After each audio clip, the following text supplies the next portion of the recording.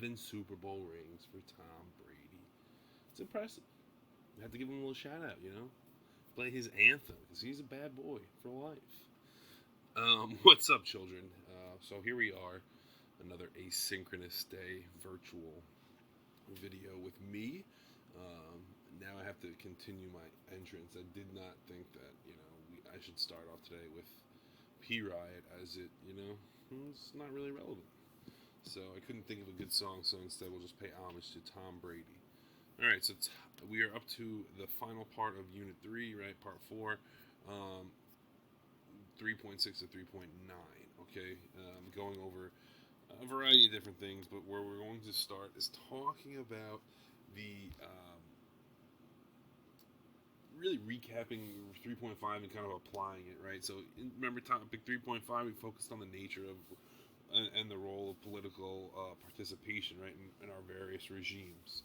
We talked about protests, we talk about referendums, we talk about elections, okay, all variety of different ways for political participation, and really how they're applied in our regimes, right? And we're going to kind of look in how they directly impact our regimes.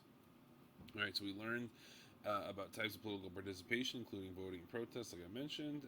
We learned why political participation can turn violent, right? Again, question why does political participation turn violent?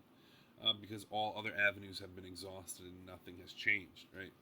In topic 3.6, we'll focus our attention on how political participation affects and is affected by authoritarian and democratic regimes. Obviously, we talked a little bit about this last week, right? That there is more of an allowance of political participation in democratic regimes, and there's more of a restriction or constraint in authoritarian regimes. All right, so political participation in both democratic and authoritarian regimes, formal and informal. Okay, democratic regimes do allow for formal and informal participation. Okay, example of formal would be casting votes in referendums. Right, informal would be protests in civil societies. Okay, so an example that I provided for you, right? UK has elections of legislators. They have referendums, like we talked about Brexit. Civil society is established, and protests have occurred. Right, protests are allowed to happen in the UK. They are not put down by the government like in authoritarian regimes. Okay, an authoritarian regime allows for formal and informal participation as well. Again, examples in this would be the same as democratic. In authoritarian regimes, they also allow for people to cast votes. They allow for referendums. They allow for informal participation as well in protests and civil societies. Okay, so the same will happen. Okay, Russia has a direct election of the president. They have, again, referendums. Civil society exists, and protests have occurred, right? 2011 would be another example of protests, right? If you recall, that was after the 2011 election or right before the election, rather. 2012 was the election in Russia where Putin won again. Right? People are upset with the result of that. Remember, he had already done 2 terms, 2000 to 2008, and then, if you recall, 2008 to 2012, President is Dmitry Medvedev. But remember, Medvedev is just Putin's prime minister from 2000 to 2008. Then they switch, right? So again, there's examples of political participation, whether it's formal or informal, in both authoritarian and democratic regimes, and they tend to have the same sort of outcome, same effect, right? So if you look, both authoritarian and democratic regimes regulate formal political participation by placing restrictions, right? For example, voting access that I have here, right? There's an age you have to be. Bless me. There's an age you have to be to vote, right? They disallow for disruptive and violent protests. Like in any democratic regime, when the protests turn violent, the police do step in, right? Think of anything that any form of protest that we've had, the insurrection, certain protests that happened over the summer as well. When they did become violent and disruptive, the government does step in to prevent them. Okay, we do allow for any sort of protesting, but like I always say, when your actions affect someone else's actions and puts them in danger, that's when the government steps in a democratic regime. Okay. but authoritarian regimes manage to limit citizen participation to a much greater extent. Right, people are more fearful of their government. An example would be Iran. Iran, you must be 18 to vote for president and parliament, and um, so that would be an example of an authoritarian regime placing, some sort of restriction. Right, UK voting is still 18 as well. Right, so restrictions from democratic regimes are very similar to can be similar to democratic regimes, but the authoritarian democratic can be similar. But Russia passed legislation in 2012 that to criminalize large gatherings, right? Something that doesn't happen in democratic regimes. So that's kind of the takeaway here. The informal political participation happens in both countries. It's more or less the difference will be lie in the relationship and the constraints that happen from the government. Right? Does the government have the ability to step in and prevent these? All right, I'm going to try and move quick here so we can get through 3.6 today. Democratic citizens have more of an impact. So political participation and citizen impact. Right. So in a democratic system, citizens have more impact on policymaking, more influence on government, more independence and freedom in regards to informal political participation. Okay, their impact is effective, right? Because when protests do happen, more often than not, democratic regimes have to respond, and they not that they necessarily have to adhere to the demands of the people, but they at least must listen to them, right? Um, you look at Mexico, right? Direct election of the president, and multi-parties have now won the presidency. Multiple parties rather have won the presidency since 1990s. Okay, the Zapatista protest led directly to policy making to assist indigenous people.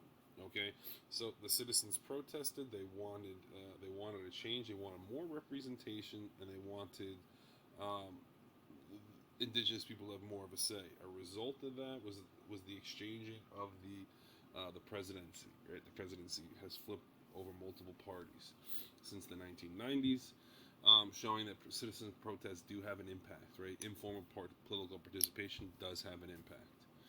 Then you look at the authoritarian regime. Right, citizens have less of a direct impact on policy making, less influence on government, and limited to no freedom in regards to informal political participation. Right, so you look, Russia directed election of the president, but no opposition party has won a presidential election in the modern era. Protests in Chechnya led to troops invading Chechnya and Putin appointing a new leader to oversee Chechnya. All right. So again, look at the differences. Look at the comparison between the two. Democratic regime allows for people to participate freely, and that will eventually affect policy making, right? So Zapatista's protest that allows for indigenous people to have more rights, which has changed up the presidency, right? And different political parties have taken power. Look at the authoritarian regime where they don't allow for any political participation. It's a lot more constraints, limited freedoms. The people do protest, right? They remember the Chechens protest, but the result, instead of any sort of policy change, instead the protests lead to an occupation of Chechnya and more governmental control. Okay, so kind of a backfire there, right? So again, this is more of a difference where we saw an informal. They're very similar, democratic and authoritarian. As far as political participation and citizens' impact is concerned, citizens can have an impact in both regimes. Very more often will there be direct political and participation and direct impact by the citizens in a democratic regime than in an authoritarian regime. Okay, next would be elections, right? So I have up here Muhammadu Buhari. Over here, Xi Jinping is sitting down with Vladimir Putin, right? Just to kind of refresh your mind of who the leaders are of these countries as well as we go on. So, democratic elections are open and competitive, where they have multi-party elections in which the opposition party have an opportunity to win the election, right? Nigeria is an example. Nigeria has a direct election of the president, and multiple parties have now won the presidency since the 21st century, right? There is not just one party that dominates or one person that dominates, right? There is a change. It can be unexpected. It should be unexpected over who is going to win the election, right? Whereas you look at an authoritarian regime, again, the political participation that we're talking about is elections, right? Where in an authoritarian regime, elections are not competitive, as there are few, if any, opposition parties who are allowed to run for office or have an opportunity to win the election. Often there is government intervenes in order to ensure candidates or party will win office, right? The example I have here is China. No elections for the president, right? If you recall, the party decides, and the people get to vote for members of the NPC, right? No actual, they don't get to vote for the president. The party decides the president with no input from the people, no opposition party candidate, right? There is one candidate. There was going to be candidates only coming from the Communist Party in China. You look at an authoritarian regime, right? We look at Vladimir Putin as well, right? And you look at some of the elections that he's had; they've been resounding, overwhelmingly in his favor. So they do allow for other political parties, but there has been evidence of rigging of certain elections, where certain votes were not counted, right? So here in the comparison, again, very different. Democratic elections are very competitive, or they should be competitive. They're open, and they're multi-party elections, where again, people from different parties will have a chance to step into power. Authoritarian, more often than not, very uncompetitive elections. There will usually be one party who runs, very little opposition, if any. Again, if there can be opposition, like we saw in Russia, but the amount of play that they get, if you will, right, the amount of credibility that they get, will diminish as much of a following that they gain, right? You look at Navalny, right? Navalny was originally allowed to kind of be the opposition to Vladimir Putin. Once he's gained somewhat of a large following, right, that puts him in a dangerous realm for Vladimir Putin. So Vladimir Putin needs to remove him, right? That kind of leads to what's going on with Navalny right now. All right, so again, elections, democratic, they're open, they're free. Authoritarian, they are not so much. Okay, and then overall, just restrictions. Okay, on informal versus formal participations, right? Democratic regimes have very few restrictions on informal participation, like protests and political criticism through the media, and the internet is very rarely censored. Mass protests are tolerated, and individual rights and liberties are highly valued. Remember, we look at individual rights and values, and liberties rather, as top in our hierarchy of needs, where in authoritarian regimes that's not so much. The UK has state-controlled media that can be critical and has no restrictions on the internet, and if protests are not violent, they are allowed. Again, you can have protests once they start endangering other people, right? Once your actions start endangering the lives of others, that's when the government has to step in, because you clearly cannot you cannot maintain order yourself. The government must intervene, right? You look at the authoritarian regime, right? Multitude of restrictions, complete opposite. On informal participation like protests and political criticism through the media, internet is usually controlled by the government or censored. Mass protests not tolerated, right? We just talked about how 2012 Russian legislator has created a law that is illegal to have large gatherings, right? Public order valued more than individual rights and liberty, and that's what I've been saying to you guys, right? I said that before. In authoritarian regimes, they get their citizens to believe that it's a fair exchange for individual rights and liberties in exchange for order and law and order, rather. So, an example of this would be I picked the same example that I had from before, right? Iran controls the media.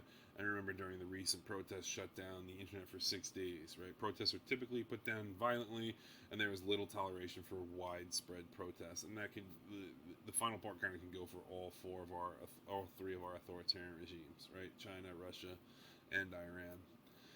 Okay, so we're going to stop this video at 15 minutes. I'll give you a little assignment after, and I'll see you Tuesday. Woo!